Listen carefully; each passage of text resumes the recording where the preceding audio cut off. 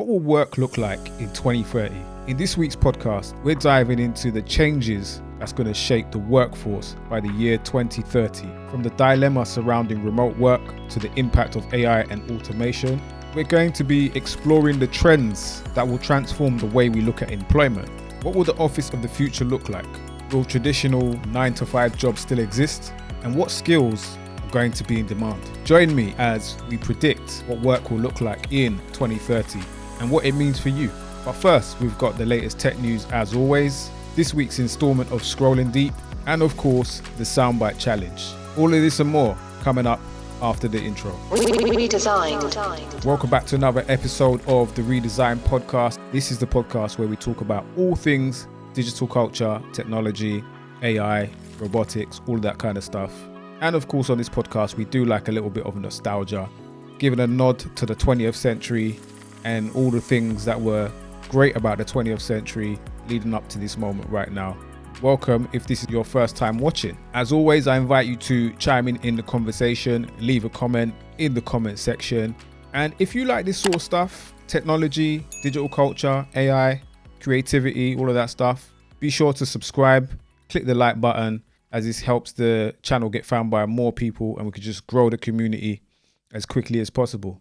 Oh yeah, speaking of Soundbite Challenge, the answer to last week's Soundbite Challenge was the Nintendo GameCube startup sound. If you got it right, you win 50k in cash. Nah, I'm joking. Big yourself up though, give yourself a pat on the back. If you got that one right, congratulations to you. Anyway, let's dive into this week's episode.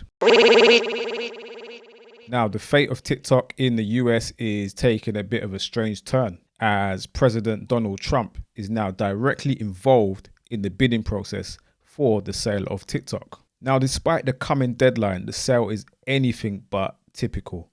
It's raising questions about government interference and the true motivations behind the White House's actions. As the April 5th deadline approaches for TikTok's Chinese owner ByteDance to find an American buyer or face a US shutdown, Donald Trump has revealed that there are 4 groups currently bidding for the app, which boasts around 170 million American users right now. But what makes this situation unusual is the White House's level of involvement. This is not something you see when it comes to social media companies.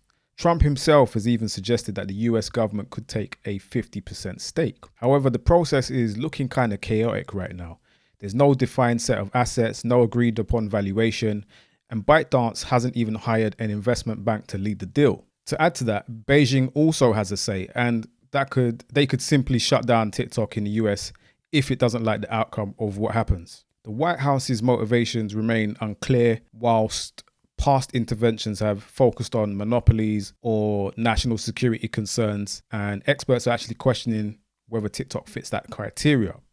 Doesn't look like it does, but the potential sale price estimated between $50 billion and potentially over $1 trillion, depending on whether the algorithm is included, hangs in the balance. Now, this is a developing story, and I'll continue to bring you updates as they unfold.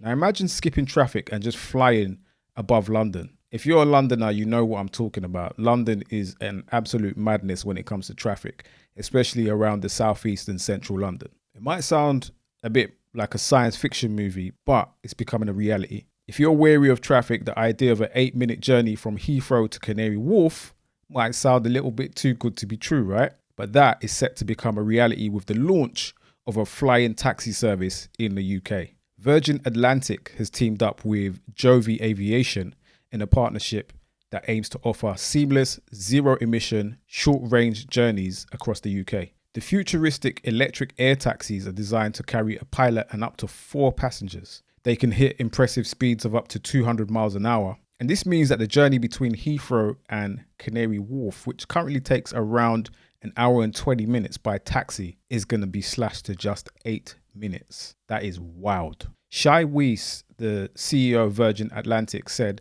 "As a leader in sustainability and with innovation firmly in our DNA, we are delighted to be partnering with Joby to bring short-haul, zero-emission flight to airports and cities throughout the UK." He also added, "Our strategic partnership combines Joby's expertise in design, engineering, and technology with the power of Virgin Atlantic's brand and award-winning customer service. Joby's electric air taxi features 6 tilting propellers that allow it to take off and land vertically. Best of all, this means that the air taxi produces a fraction of the noise of today's helicopters. It will allow it to land in quiet areas with minimal disruption. Joby explains on its website that their team of engineers have dedicated years to delivering an aircraft that will be quiet enough to land in your neighborhood. The aircraft is also optimized for rapid back-to-back flights, and it will be deployed on routes of up to 100 miles. At first, they're going to be offering journeys from hubs at London's Heathrow Airport and Manchester Airport, and a flight from Manchester Airport to Leeds is expected to take just 15 minutes. At the moment, that same journey in a car would take you an hour and 4 minutes. Now, over time, this network could be extended to cities and communities throughout the UK. The timeline for the rollout remains unclear, as does the pricing, but Joby expects prices to be comparable with existing premium ground ride-sharing options at launch, which is pretty good news. Now, this news comes alongside the unveiling of a £235,000 flying car showing the future of transport is rapidly evolving. Look out for those flying cars, guys. We're nearly there. The future of home robotics is taking a big step forward this year with the launch of the 1X Neo Gamma from the Norwegian AI and robotics company 1X Technologies. Very different to the often clunky and metallic robots that we've seen before in all the sci-fi movies and that. According to the company, this new humanoid robot is designed to be softer, safer, and more integrated to our daily lives.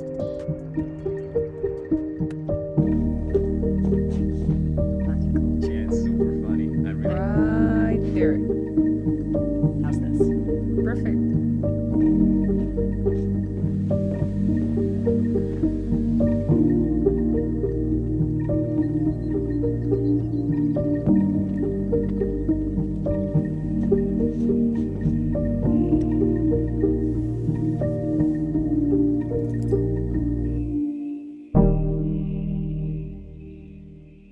Definitely looks a lot more friendly than some of the ones we've seen up until this point. Developed by 1X, the Neo Gamma isn't aiming to replace humans, but to assist them, so they say. What sets it apart is its use of soft materials, making it look friendlier and feel safer to interact with, especially around children and pets. The Neo Gamma stands at 5'1" and weighs around 51 pounds, making it roughly the size and weight of a small child. It's designed to mimic fluid and natural movements, boasting a 12-hour battery life on a single charge, which will ensure, theoretically, that it can handle a day's worth full of tasks. Now, the robot's eyes are actually high-resolution cameras, providing visual perception, and also relies on advanced AI for object recognition and navigating its surroundings. So at the moment, the Neo Gamma can actually perform tasks like folding laundry, fetching objects, and even providing companionship. The 1X is positioning itself as a fully programmable platform,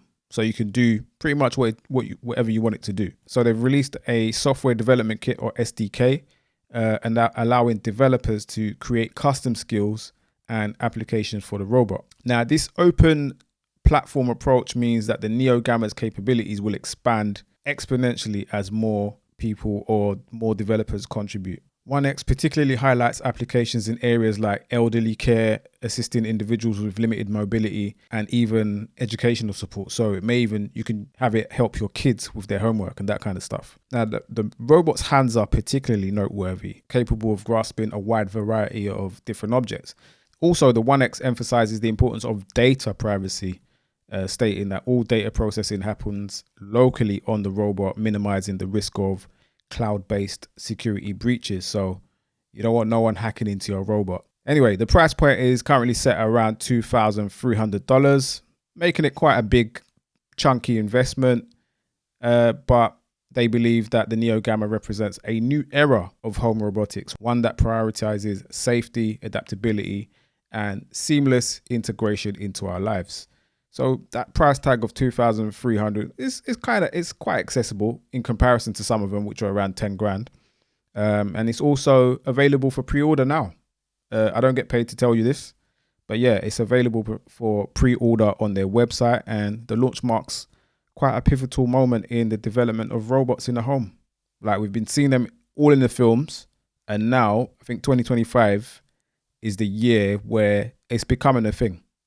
So how long before we actually see it in our friends' houses, before we actually consider buying one? I don't know. We need to get past this economic crisis first. I mean, the price of eggs is mad. I think people are going to be worrying about buying robots for now, but we'll see. So potentially it's paving the way for a future where robots are not just tools in factories or things we see in Hollywood sci-fi movies, but actually helpful companions in our everyday lives. I mean, I don't mind it doing some of the laundry and some of the chores around the house, not going to lie. It will save a lot of people a lot of headaches, but we'll see. Let me know what you think in the comments. What will work look like in 2030? Did you know that experts predict by 2030, nearly 40% of core skills will be entirely different to what they are today? 40%. That's actually crazy. That's like almost half of what you're good at now might be outdated in just 5 years' time. Scary, right? But also, it's kind of exciting when you think about it. But anyway, we're about to strap on the future vision goggles right now and take a deep dive into what work will actually look like in 2030. Now, whether you're employee or a business owner or just curious about where the world is headed, watch to the end, because by the end of this podcast, you'll know exactly what skills to focus on, what industries to watch, and how to future-proof your career in this rapidly changing world. Let's be real, we've already seen massive shifts in the workplace. Businesses are struggling to adapt to how fast technology is moving, stuff like AI that can practically write your emails for you. And workers are struggling with the blurring lines between work and personal life. And the pressure is on like never before. Now you're expected to be available 24/7, learn new skills overnight, and somehow still have time for a life outside of work. And for those in recruitment, finding talent is really hard. Hiring is hard. Keeping talent is even more difficult. And also the saturated graduate workforce has created like an environment where it's just too competitive, where companies have got to work harder than ever to attract and retain the best candidates, but also it's very hard for people to stand out and to get a job. And employees are rethinking what they really want from jobs when they actually do get a job. Now, let's talk about this remote working thing. That is a huge battle. Some companies are clinging to the office, others are totally going remote. The bottom line is there is no one size fits all. It's all about the industry, the company culture, and what you need. But flexibility, that's the magic word. Companies are offering different choices: remote, hybrid, flex schedules, and those companies are snapping up the best people, right? Companies demanding everyone back in, they risk losing them, okay, but the job market isn't always on the employee side right now, especially now. So some might feel that they have to just suck it up, and come back even if they hate it, which is just wrong. It helps the company, but it hits the employee hard with more stress and more expenses. You see that commute to work, it's not it. I mean, British transport costs are sky high, going up constantly.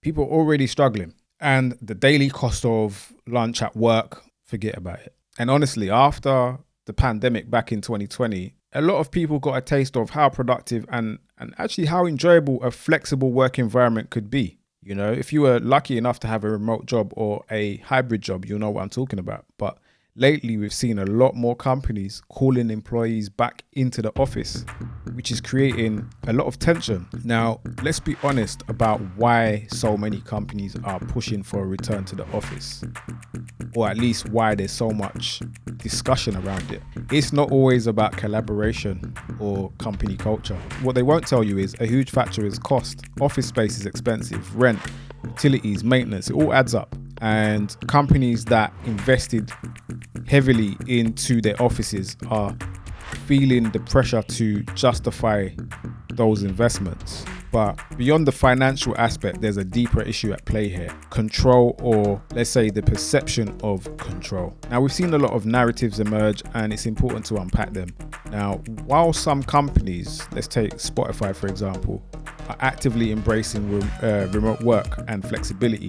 For example, their HR chief recently emphasized their commitment to it, and others are signaling the desire for more oversight. Even, like requests for more check-ins, more frequent check-ins, or let's have a check-in, let's have a Zoom meeting for like just no reason. It's all micromanagement, and some employees have it even worse. Like they've got these tracking devices on their laptops to monitor how active they are. That's crazy. So all these ways to monitor employees more closely. This raises an important question. Is the push for in-office work or even increased monitoring of remote workers about maximizing productivity, or is it about a desire to control the staff? Many employees feel like they're being treated as if they can't be trusted to manage their time and deliver results without constant supervision. Now, that's a deeply demoralizing message, and it can lead to a lot of burnout. Not just burnout, resentment, and ultimately a loss of talent. So a lot of people will just start leaving when they start to feel like this is the case. The future of work shouldn't be about treating employees like children. It should be about empowering them to thrive regardless of where they're located, wherever they are. So is remote work fading away? Is the dream of location independence shrinking?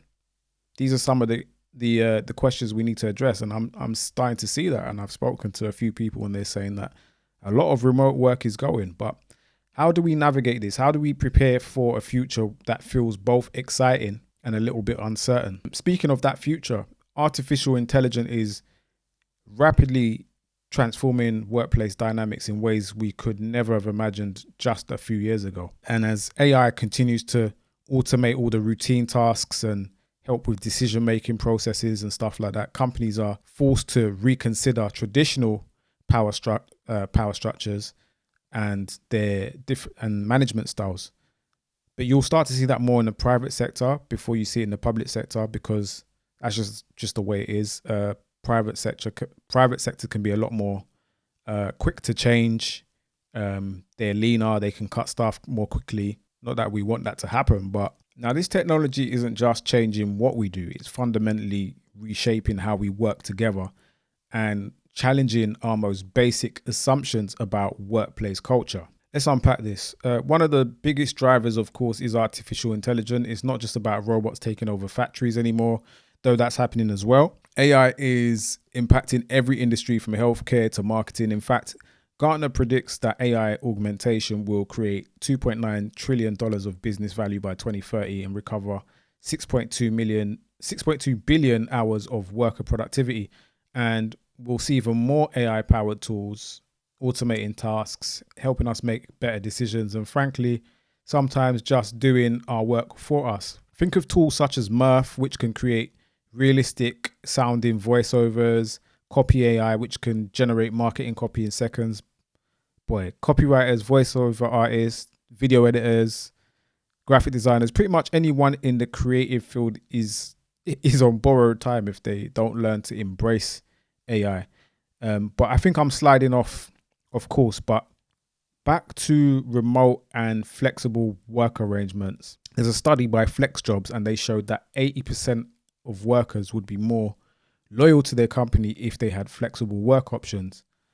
But that window, is it closing, or what's happening with that? Are remote jobs becoming more scarce? Some data is pointing that way, suggesting that companies are tightening the reins and favoring in-office or hybrid models. So how do we ensure that if remote work is becoming scarce, it's still an option for those who need it, and that companies prioritize employee well-being regardless of location? And what about flexible work schedules? How do we design workplaces that truly cater to individual needs and preferences? These are the questions we need to be asking. And me personally, I do think that hybrid is a good happy medium, because the isolation involved with exclusively remote working is not good for mental health, and it's not good for your health in general. So when they talk about employee well-being, I think neither extreme is good. So you don't want to be necessarily having to go to the office 5 days a week, and there's no actual need to do that. But equally, working from home 5 days a week, I don't think that's a good look either. But I don't know. Let me know what you think in the comments. So we'll need to be proactive about learning new skills. That's one thing. And adapting to this changing job market. Not going to lie, it is much easier said than done, especially with the cost of living crisis and the fact that there's a generation of people who can't afford to retire. What will happen to these people in a world where so many people are struggling to make ends meet? And also, some of this stuff is really, it does look quite technical and can frighten a lot of people, especially some of the AI tools that you see being used.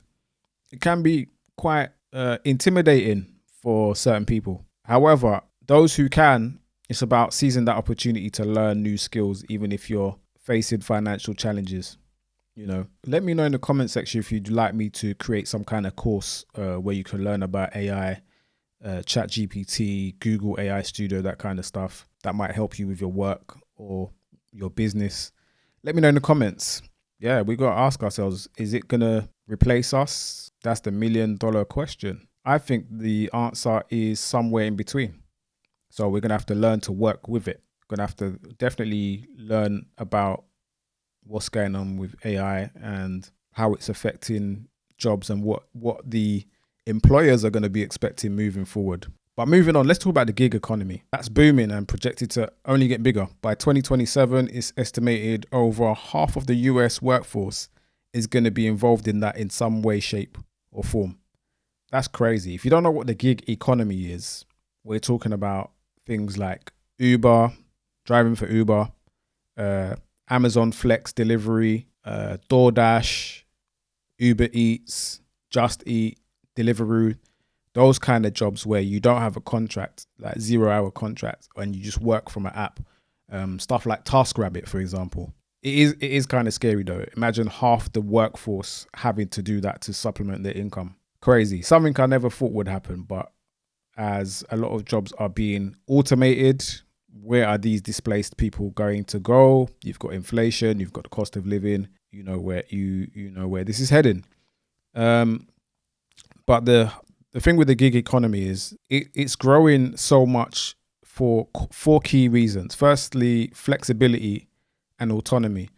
People crave control over their schedules, right? Projects, location, and a lot of people are starting to reject the idea of rigid traditional employment, especially those, that may be looking after small children, right? Secondly, technology empowers the gig economy. It empowers the gig worker. Platforms such as Amazon Flex that I mentioned before, Upwork, and TaskRabbit can make finding work seamless, while the remote tools enable collaboration from anywhere. Thirdly, economic pressures are pushing both workers and companies towards the gig model, right? So individuals seek income stability or passion projects, while companies are cutting costs and they're accessing specialized talent on demand. So it's getting really competitive. Finally, generational shifts play a role as well. With younger generations, they value more independence and purpose.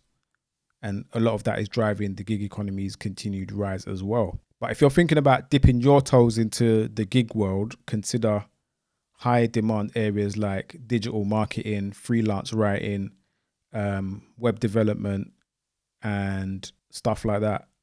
Even the AI stuff, because a lot of companies don't know how to use AI. So if you can learn how to do it and then maybe target your local businesses, you could be onto a winner. However, at a glance, it does seem to offer a lot of flexibility and freedom, but it also comes with a lot of uncertainty and a lack of traditional benefits. So what does that mean for the future? Could we see a widespread adoption of some kind of universal basic income, or UBI, to provide a safety net for gig workers? And if you don't know what UBI is, in a nutshell, it's a system where everyone receives a regular, unconditional cash payment from the government. So kind of like universal credit, regardless of whether they have an income or regardless of their employment status. But that's where it's different to universal credit, because that is dependent on your income. But the way things are going, it is something that it has been discussed, because if we're being real, there isn't enough jobs for every single person. There just isn't.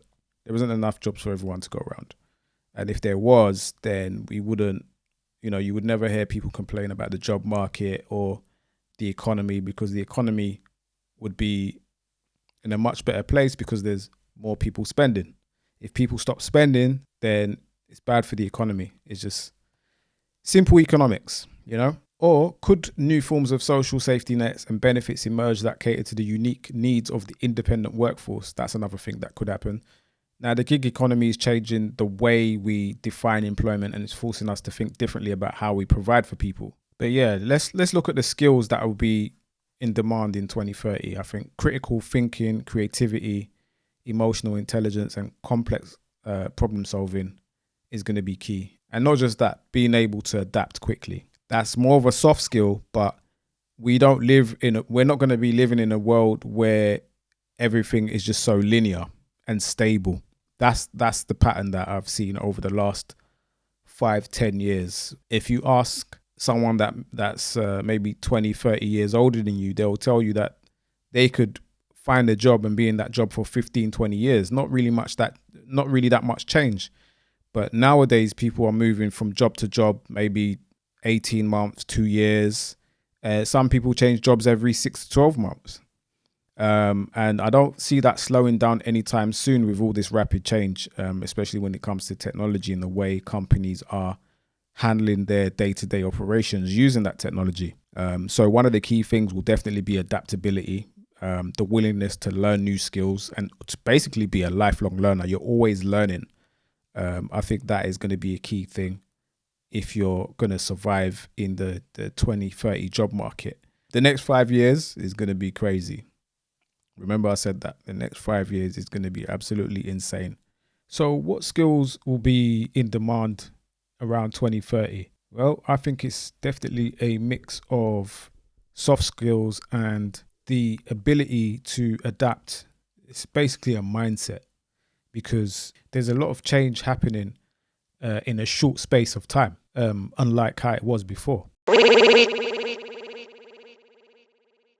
Think critical thinking, creativity, emotional intelligence, problem solving skills, and mainly adaptability. Can you really see that as a skill? But yeah, anyway, those are the skills that AI can't easily replicate. But it's not just about soft skills. Technical analysis, cloud computing, cybersecurity, all of that stuff's going to be in demand.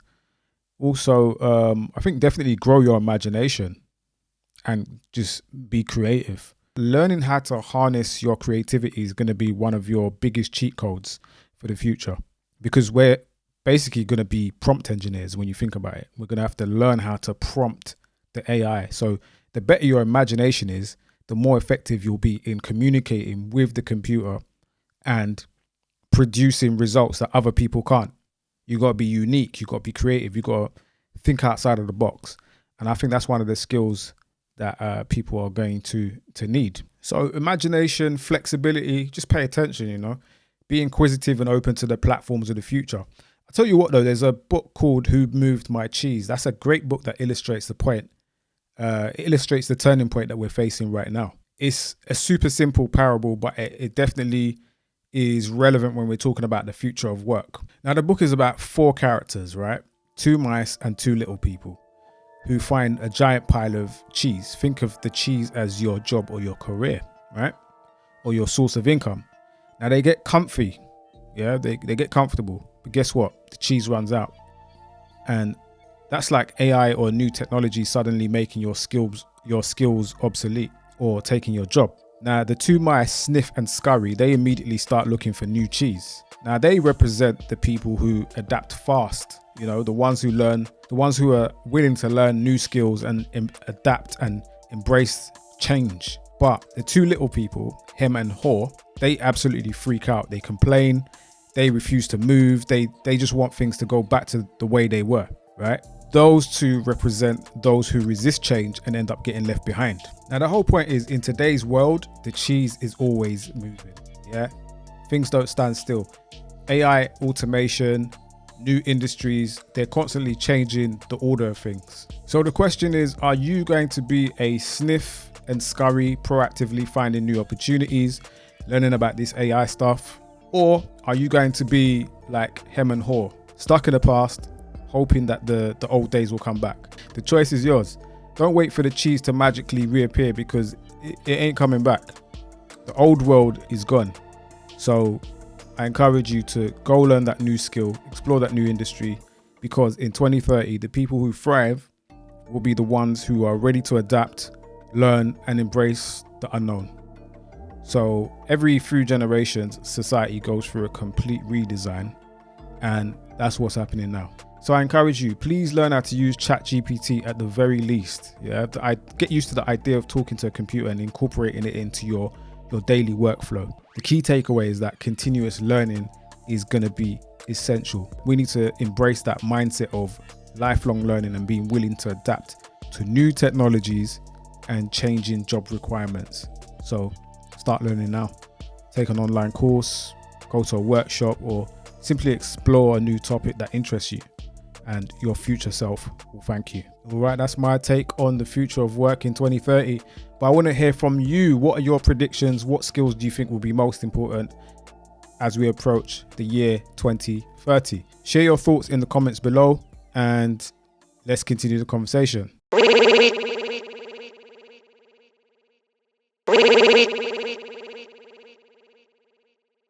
All right, now it's time for this week's soundbite challenge. We're going to count it down. 3, 2, 1. This is quite an easy one. But if you need to hear it again, rewind it.